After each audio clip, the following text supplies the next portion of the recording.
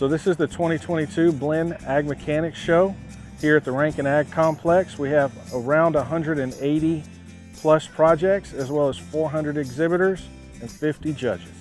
We opened the gates at 6:30. Some of the exhibitors started showing up then.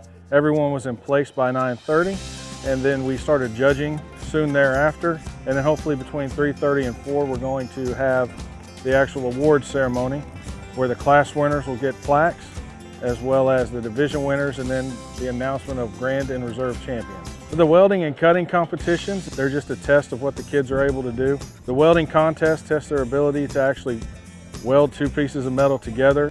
And then the last cutting contest, it is all about speed. So it's about cutting metal and seeing how fast you can actually do it and how safely you can do it. So with this project, the metal was actually donated to me. So I actually had to figure out what a good project was to do with all this metal. I actually sell them for $15,000, and I'm trying to build the business off of it so that I can pay for college as well.